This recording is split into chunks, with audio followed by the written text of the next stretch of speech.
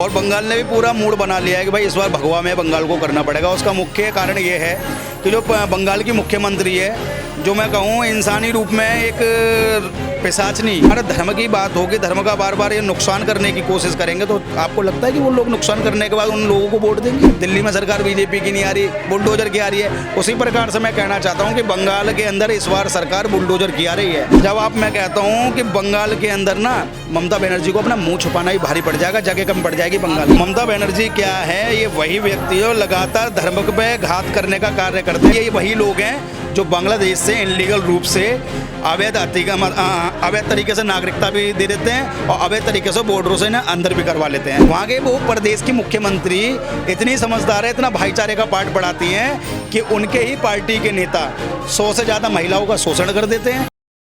नमस्ते, मैं शमी, सौगंध टीवी में स्वागत है आपका। देखिए, बंगाल चुनाव से इन दिनों काफ़ी खबरें आई कि बंगाल चुनाव कैसा मोड़ लेगा, कौन वहां की गद्दी पर बैठेगा और वहां का मुख्यमंत्री कौन बनने वाला है। ममता बनर्जी काफ़ी सालों से वहां की मुख्यमंत्री बनी बैठी है, लेकिन इस बार बीजेपी भी जो है अपनी धाक जमाए बैठी। क्या बीजेपी जीत पाएगी, सबसे बड़ा सवाल है, क्योंकि ममता बनर्जी का जो भौकाल है पश्चिम बंगाल में, ये हम सभी को पता है। और पिछले दिनों रामनवमी से भी कुछ खबरें आई कि वहाँ पर पत्थरबाजी जैसी स्थिति देखने को मिली। सर, बंगाल जीतेगा कौन, पहले इस बार पहले मुझे ये बताएं। 4 मई को जो रिजल्ट अनाउंस होने वाला है, किसका नाम होगा? देखिए, मैं बताऊं, धर्म की जय हो और अधर्म का नाश हो, ऐसी आवाज़ें अब बंगाल से निश्चित तौर पर लगने लगी हैं। और बंगाल ने भी पूरा मूड बना लिया है कि भाई इस बार भगवा में बंगाल को करना पड़ेगा। उसका मुख्य कारण ये है कि जो बंगाल की मुख्यमंत्री है, जो मैं कहूँ इंसानी रूप में एक पिशाचनी, जिसे राक्षसनी भी कहा जाए तो कम नहीं है। ऐसा क्यों कह रहे हैं? देखो, ऐसा इसलिए कह रहे हैं क्योंकि जहाँ दुर्गा पूजा बनती है, भाई बंगालियों का मुख्य त्योहार है दुर्गा पूजा। अगर दुर्गा पूजा के पंडाल में से माँ दुर्गा की मूर्ति को ही अरेस्ट कर लिया जाए तो सोच के देखिए कि कैसा मुंह पे तमाचा लग रहा है हिंदुओं के।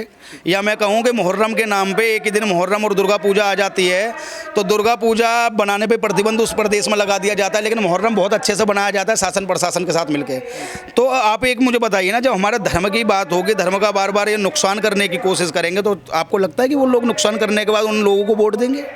भाई बिल्कुल मूड बंगाल का ऐसा बना हुआ है इस बार कि जैसा एक नारा लगता हुआ आया था कि बिहार में अब इस बार सरकार एनडीए की नहीं आ रही, बुलडोजर की आ रही है। दिल्ली में सरकार बीजेपी की नहीं आ रही, बुलडोजर की आ रही है। उसी प्रकार से मैं कहना चाहता हूं कि बंगाल के अंदर इस बार सरकार बुलडोजर की आ रही है। और बुलडोजर की सरकार जब आएगी ना, जब आप मैं कहता हूं कि बंगाल के अंदर ना ममता बनर्जी को अपना मुंह छुपाना ही भारी पड़ जाएगा, जगह कम पड़ जाएगी बंगाल। ये बात कह रहे हैं तो रामनवमी में फिर पथराव कैसे हो गया मुर्शिदाबाद के इलाके में? देखिए, मैं बता दूं, अभी मैंने बोला ना सरकार मौजूदा टाइम में किसकी है? ममता बनर्जी जी की। और ममता बनर्जी क्या है, ये वही व्यक्ति है लगातार धर्म पे घात करने का कार्य करते हैं। कहा जाए ना, ये अपने आप को हिंदू तो कहती हैं, ये चुनावी टाइम में मंदिरों में तो पहुंच जाती हैं, लेकिन ये वही लोग हैं जो दुर्गा पूजा पे प्रतिबंध लगा देते हैं। ये वही लोग हैं हिंदुओं के घरों में आग लगा देते हैं। और ये वही लोग हैं जो बांग्लादेश से इनलीगल रूप से अवैध तरीके से नागरिकता भी दे देते हैं और अवैध तरीके से बॉर्डरों से ना अंदर भी करवा लेते हैं। तो आज मैं बता दूं, चाहे ममता बनर्जी इस चुनाव में कितने भी माननीय योगी आदित्यनाथ जी के तुम हेलीकॉप्टर रुकवा लेना, कितने भी तुम मैं कहता हूं अमित शाह जी के हेलीकॉप्टर रुकवा लेना, चाहे फिर बाबा बागेश्वर के हेलीकॉप्टर रुकवा लेना, इस बार वहां के सनातनी पूरे जागे हुए हैं। और इस बार देखना तुम बुलडोजर की पूरी एंट्री बंगाल के अंदर हो गई। सर, ममता बनर्जी तो हिंदुओं के लिए भी इतना जागरूक रहती है, मंदिर जाती है, सबका सम्मान करती है, सभी धर्मों का सम्मान करती हैं। इसलिए तो मैं कहता हूं कि भारतीय जनता पार्टी के कार्यकर्ताओं के, आरएसएस के कार्यकर्ताओं के घरों को जला दिया जाता है, उनकी हत्याएं कर दी जाती हैं।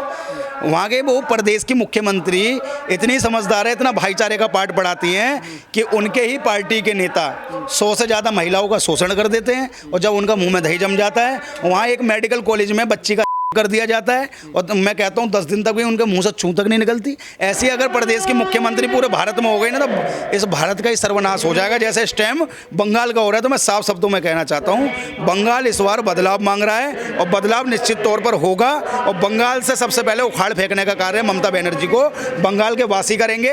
और उसके लिए चाहे हम जैसे सनातनियों को बंगाल के अंदर जाकर चुनाव प्रचार फ्री ऑफ कॉस्ट क्यों ना करना पड़े, हम वो भी करेंगे। लेकिन ममता बनर्जी जैसी राक्षसनी को हम उस प्रदेश से उखाड़ फेंकने का कार्य करेंगे। आप देख रहे हैं सौगंध टीवी, सौगंध वतन की।